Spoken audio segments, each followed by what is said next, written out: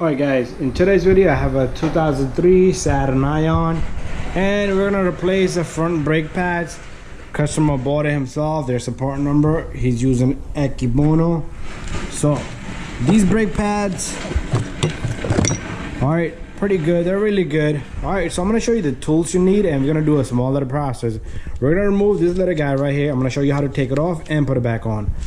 We're going to remove the Allen set in here, Allen bolt in here, and the caliper should come up and we'll put it up here. We'll compress it. You'll see his brake pads are very brand new, pretty much they got like 99.9% of the life, but he's not happy with those brake pads and I recommended him get another disc. Dealer did it for him, but he doesn't want to do a disc, he just wants to change the brake pads. So he went and got me the brake pads and we're gonna knock out this job. Is if you could put your key in the ignition and you could just turn this steering, that way you have a lot of room here to work with. So you're gonna need a torque gauge, Allen key, I'm sorry, this is a 7mm, and a ratchet. And what we're gonna do is we're gonna put this here and I'm gonna slightly just loosen it, okay? I'm not taking this off. You can do this later too, but since I started here, because usually it's not common to a lot of the brakes. I'm sorry about the camera wiggling around. This little guy right here. So to remove this, I want you to see a problem here. You see this little guy? This is at the wrong place compared to this. This is the dealer did this job. You see where this is at?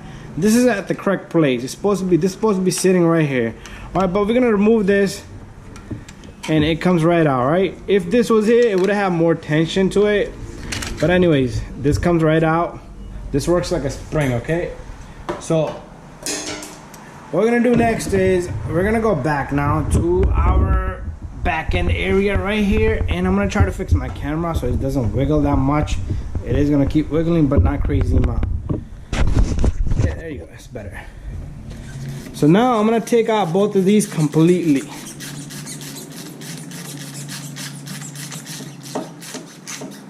I'm not gonna take it out of the whole thing though, but just enough so it sticks out, probably a 1/4 of an inch out of this rubber boot here, because that way I know it's completely out.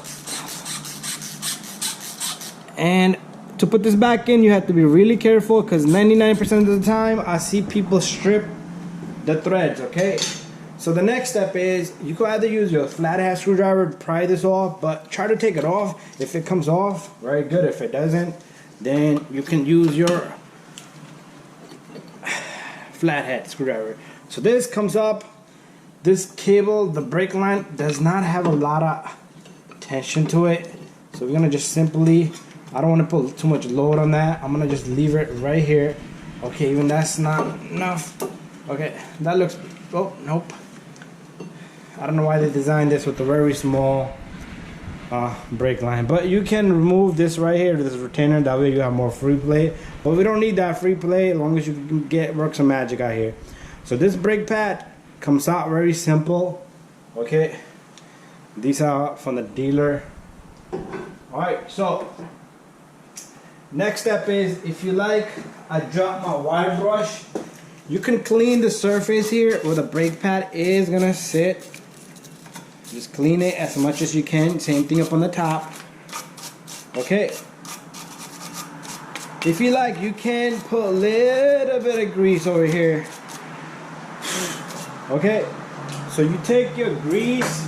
If you have a brake grease, try not to get it on the disc. Just put a little bit here, a little bit there, a little bit there. Not too much. And just get it in all 4 spots, because that's where the brake pad is gonna sit. You don't need too much grease in there anyway. But anyways, next step is for us to put the brake pads in. Alright, so you're gonna see inside that box, I'm gonna show you the brake pads I have. You see this brake pad? It doesn't have this like retainers here. So, but this brake pad, if I put this on the outside, the sensor would become in the bottom. I don't want that sensor to be in the bottom. I want that sensor to be up. So if I use this one right here, this brake wear indicator sensor will be facing up, just like that. Okay, perfect, I like that. But these brake pads, they're probably gonna fall out, so I'm gonna leave this alone for now. What I'm gonna do is I'm gonna go get my clamp tool and we're gonna compress the piston. press the piston.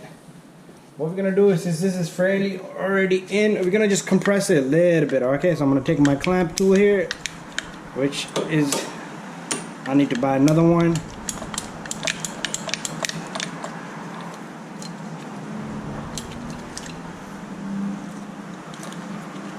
Okay, I'm gonna compress it back as much as I can.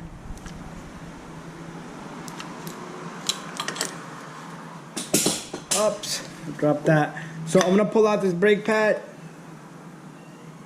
and what I'm gonna do is I'm gonna grab another brake pad, and this brake pad needs to go in that manner. See, this rounded area is gonna go on the inner bottoms, on the bottom, and pretty much on the outer, in the back end of the, you see where I just position it in the same way. I lost my words there. Okay, and then you're gonna have to work some magic here. Try to get this guy in there. There's little retainers in the back, and try not to put no force on the brake line. So that's done. Let me just put this right here. Now we can take our brake pad and put it right there.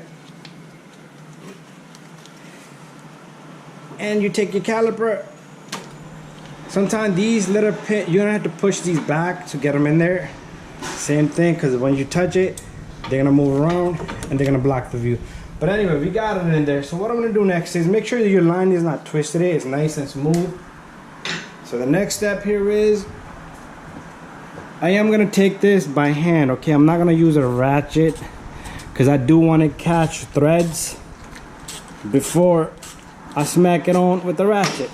And you're gonna try to hold it in position.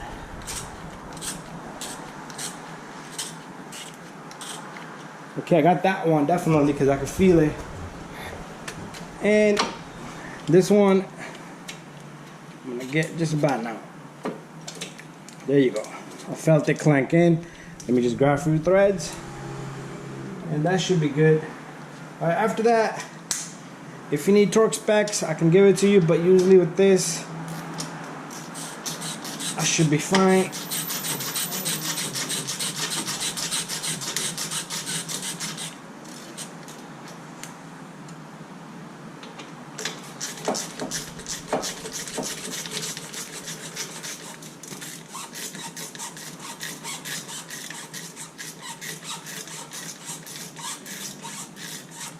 Pretty much the job is done. All we need to do is put a retainer on, and I am going to be doing the other side next.